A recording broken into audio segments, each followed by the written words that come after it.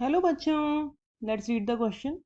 The question says the data for the reaction A plus B is equals to C is. Here 4 experimental data is given. In experiment 1, concentration of A is 0.012 and concentration of B is 0.035 and the rate is given 0.10. In option 2, the concentration of A is 0.024 and concentration of B is 0.035 and rate is given as 0.80. In experiment 3, concentration of A is 0.012 and concentration of B is 0.070 and initial rate is 0.10. In experiment 4, concentration of A is 0.024, concentration of B is 0.070 and rate is 0.80.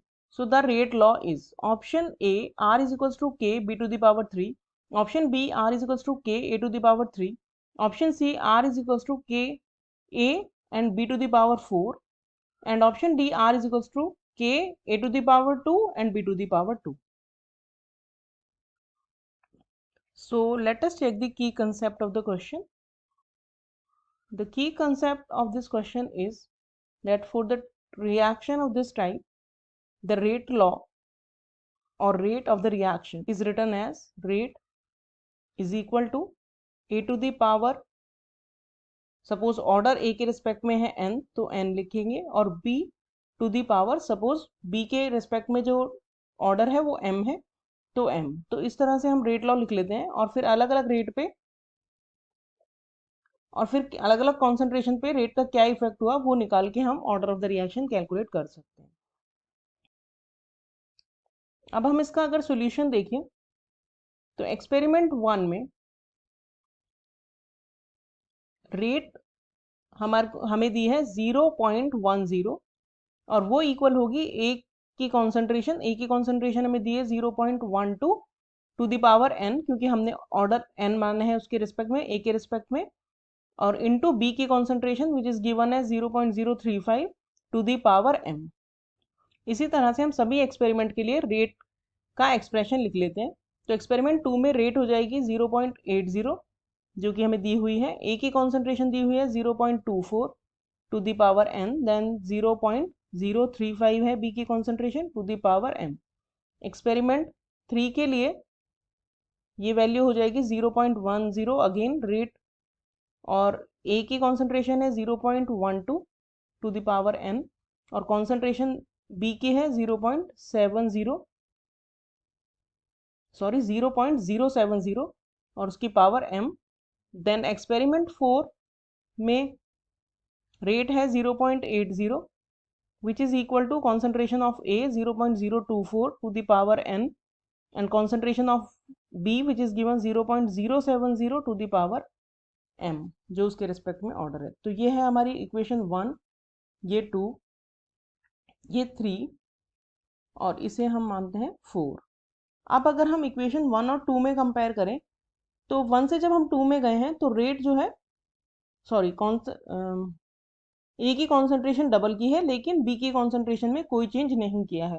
तो इन दोनों experiment की values से हम ए का order निकाल सकते हैं। तो अब अगर हम 2 को 1 से डिवाइड करें तो we will get 0.80 divided by 0.10 is equal to 0.024 which is the concentration of A in experiment 2 divided by 0.012 to the power n which is the concentration of A in experiment 1 multiply by B का concentration to the power m in both the experiment में हम लिख देंगे। तो क्योंकि ये same है तो it will be cancelled out, तो we will get 8। इसको अगर 0.8 को अगर हम 0.1 से डिवाइड करेंगे we will get 8 equal to 0.024 को we will divide by 0.012 we will get 2, तो 2 to the power n, तो यानी कि n की वैल्यू हो जाएगी 3 because 2 to the power 3 is equal to 8। तो यानी कि ऑर्डर विद रेस्पेक्ट टू ए हो गया 3 विद रेस्पेक्ट टू ए। अब अगर हम एक्सपेरिमेंट 1 और 3 में देखें तो एक्सपेरिमेंट 1 और 3 में ए की वैल्यू कांस्टेंट रखी है, ए की कॉन्सेंट्रेशन, जबकि बी की कॉन्सेंट्रेशन को डबल कर दिया है। तो सो एक्सपेरिमेंट 1 और 3 को यूज करके we can calculate the order with respect to B. तो इसमें अगर हम 3 से 1 को डिवाइड करें तो वी विल गेट 0.012, क्योंकि कॉन्सेंट्रेशन हमने कांस्टेंट रखी है। और एक्सपेरिमेंट 3 में बी की वैल्यू है, बी की कॉन्सेंट्रेशन है 0.070 टू द पावर m, और 1 में है 0.035 टू द पावर m। तो यहाँ पे अगर हम देखें तो रेट जब हमने बी की डबल की है तो रेट में कोई चेंज नहीं हुआ है, तो ये आएगा 1 is equal to 2 to the power m। और ये तो a जो है वो कैंसिल हो गया क्योंकि, और यहाँ से सिर्फ 2 टू द पावर m आ गया। तो किसी भी नंबर की अगर हम पावर 0 रखें तो उसकी वैल्यू होती है 1।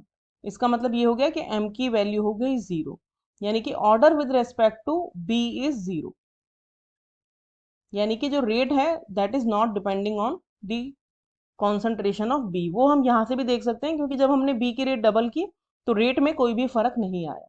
तो रेट लॉ जो फाइनल हो जाएगा वो हो जाएगा r is equal to rate constant a to the power 3, और b टू द पावर 0 तो 1 ही माना जाएगा।